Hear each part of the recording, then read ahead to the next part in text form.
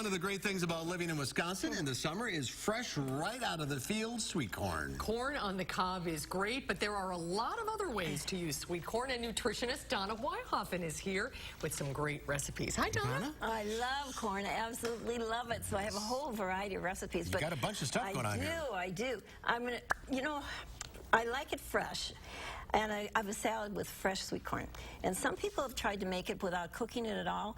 And then I experimented with cooking it at just different amounts of time. To have the real intense flavor, I just blanched it for 3 minutes. So this particular salad here is kind of your typical mozzarella. Right on the far end of the table here? Yeah, mozzarella and tomatoes and basil. And then I added fresh corn. And I cut it off the cob after boiling it just 3 minutes, which is like blanching it. And that has the most intense, fresh flavor. Really, just 3 minutes? Yeah, just 3 minutes. So I usually do like a half hour. I know, but this isn't that fresh flavor?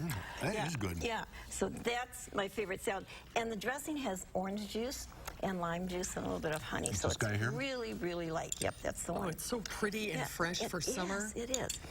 And this one I made a salad too. And with fresh corn, but it has shrimp and avocado in it. And the dressing is a little bit, has some Dijon mustard and some honey in it. So it's just a little bit heavier dressing, and the shrimp is marinated in that too. So it's very good. And corn's good for you. You know, it's high in a variety of vitamins, but it is most good for you because it's high in lutein and zeaxanthin, and that's good for your eyes. I used to teach a cooking class called Eating for Your Eyes, and corn is at the top of my list because it's so high in lutein. Oh, that's interesting. And so it's, when you say, oh, he only likes corn and peas, you kind of mock that person, but the corn is really good. Yeah, and a lot of people feel like they need to avoid corn because of carbs and things like that. But it gives you fiber too. It's insoluble fiber. It's really good for the gut. So it's good to know. Very good. Yeah. I have a sip here. That shrimp is good. You ate it all. Well, of course. I think it's seconds. Just a second. Let me get a napkin on here. You can have that shrimp. This is a soup, and I made a light tomato soup by blending a half a can of diced tomatoes, and then adding the rest of the tomatoes, from the can, and fresh and corn. This you can get away with using canned corn, and don't be afraid of using canned corn because it does have a really good fresh flavor if you buy a good brand. So this one has the canned corn in it, and it has some thyme, flavored with thyme. So just tomatoes and corn.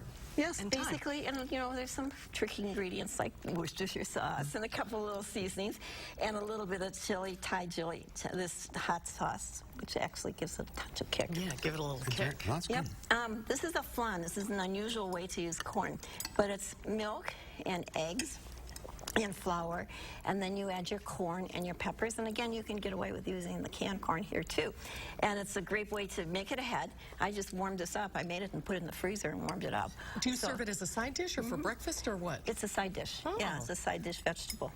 You're still eating. I'm still eating. You got so much stuff here. I love you. And this is cornbread. Oh, look at that. Most of the time, cornbread is really dry. I do not like dry cornbread. And this particular recipe, it's an old-time recipe, but it uses one of these cornbread, either the box or the bag of muffin mix, and you add a can of cream corn and a can of real corn and a sour cream, and it's very moist.